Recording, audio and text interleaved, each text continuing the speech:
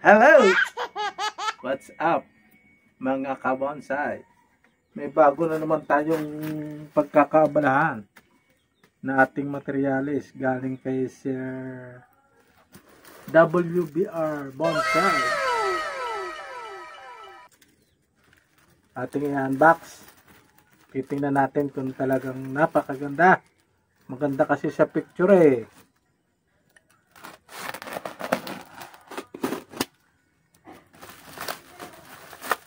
Silyado mga kabonsai.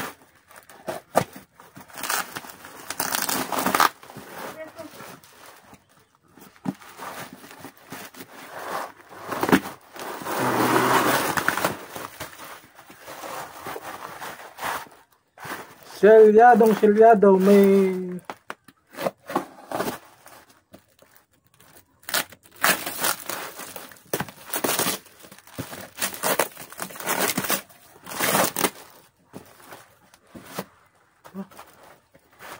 meron pa.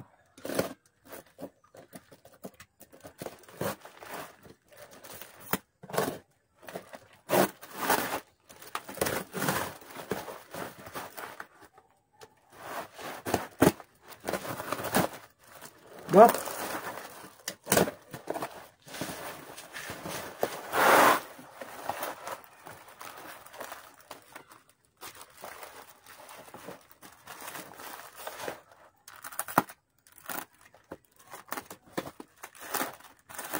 Ay, buta. Sira na. Ang plastic.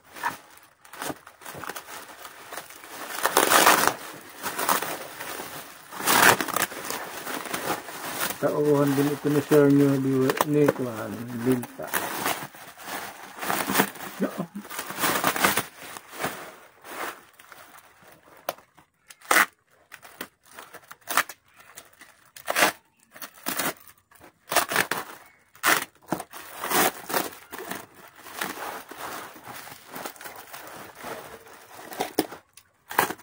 Gagawin ka bukas? Ano? Wala. Aba, may previous na. Ito, ang previous. Maganda sayaw. Siomay. Siohim.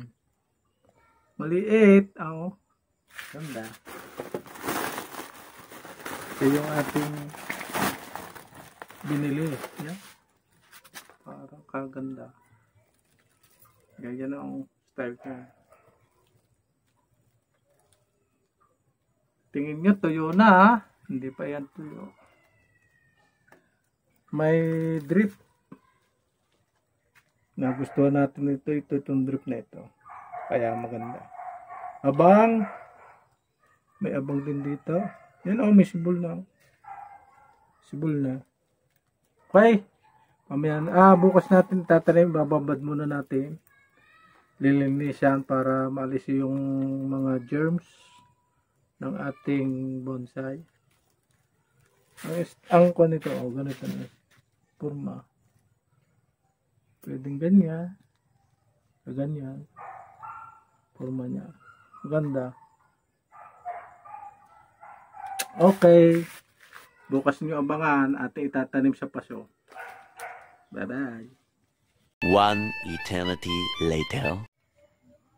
Hello guys, bago natin itanim, lagyan muna natin ng anti-fungi ang bawat kuwan para maganda ang sibol. Maganda ang ugat niya.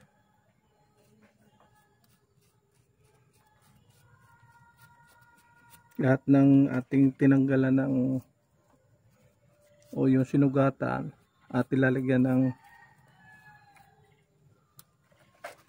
kontra fungus para madali siyang mabuhay. Yan ating binawasan ng tigka-kaunti para mag-impress uli ang kanyang ito.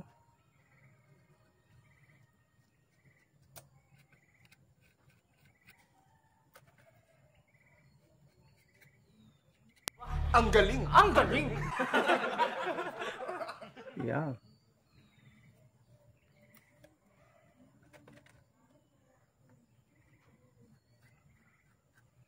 Lahat ng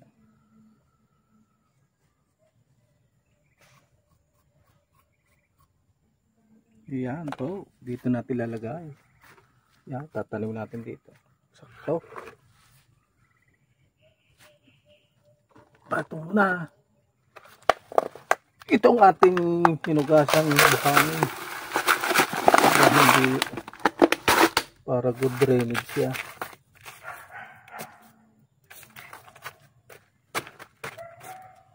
Good drainage. Yan. Yan. Kakamayin na natin. Baka mapanis.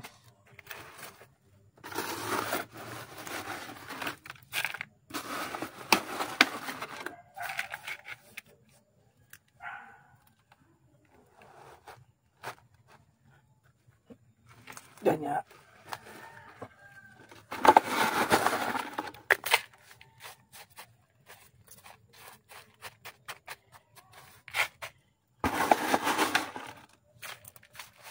Tatalian din natin pamaya. Pero hindi na natin isasama sa video.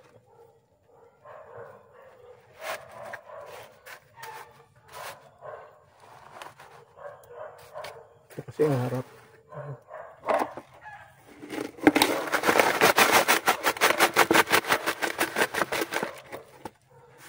Ang harap-harap niya ito.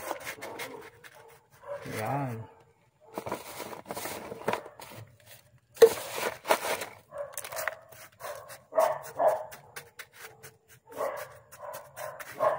Biligan natin ng konti.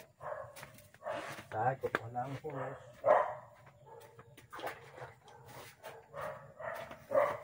Biligan natin ang ating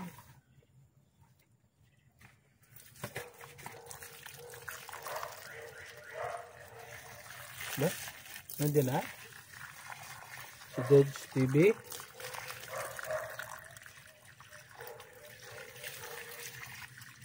Swak na swak din eh. Nagbawas lang tayo ng konting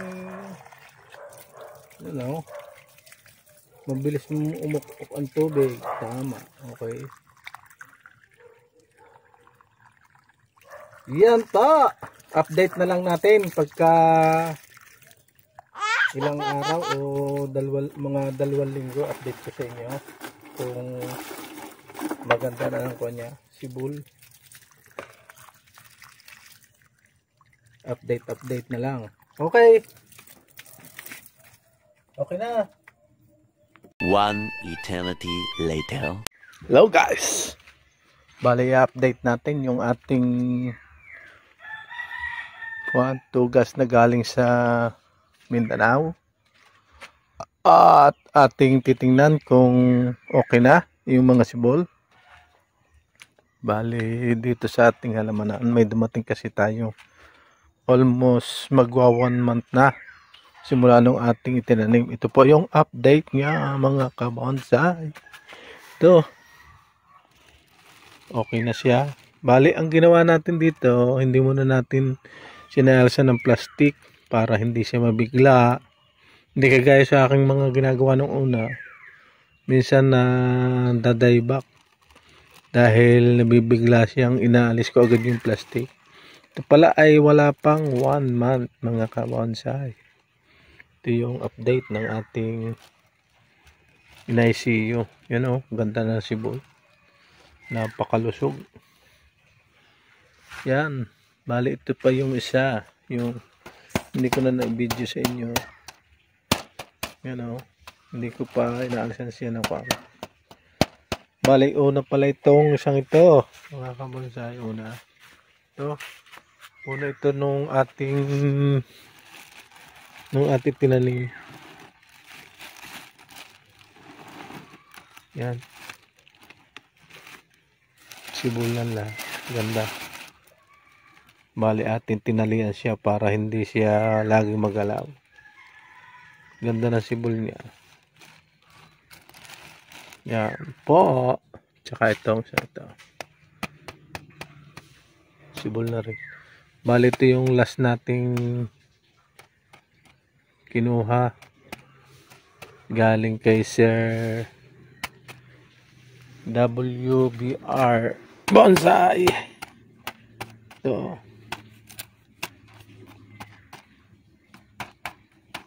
Maganda pagka-ICU. Wala kasingaw-singaw. Ilang days pa lang ito.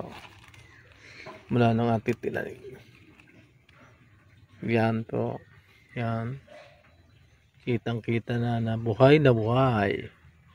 Yung ating in-ICU. Wala pa siyang buhay. Ang galing! Ang galing!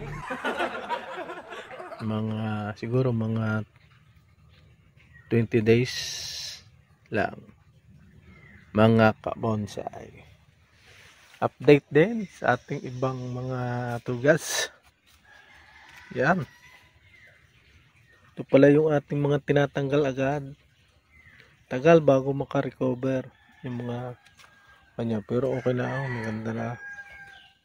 Yan. Yung ating laging na-video ko na ito sa inyo. Mga ka-bonsai. Lago-lago na ang dahon. May makapakalago naman. Ito. Lago.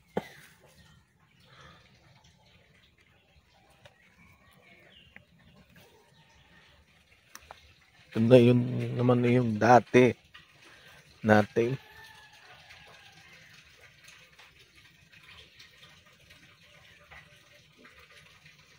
Mga dati nating tanim. Siguro mga mag-isang taon ito. Mula nung ating nabili. Cascade.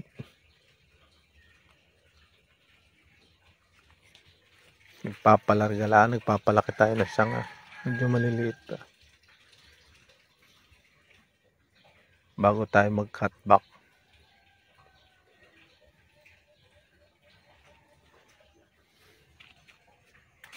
Yan po ang ating update sa ating tugas. Maraming salamat po sa inyo lahat. Sa mga di pa nag-subscribe, pakisubscribe ko ng ating YouTube channel. Din pakiclick ng ating notification button upang maging updated po tayo. Maraming salamat. Bye-bye.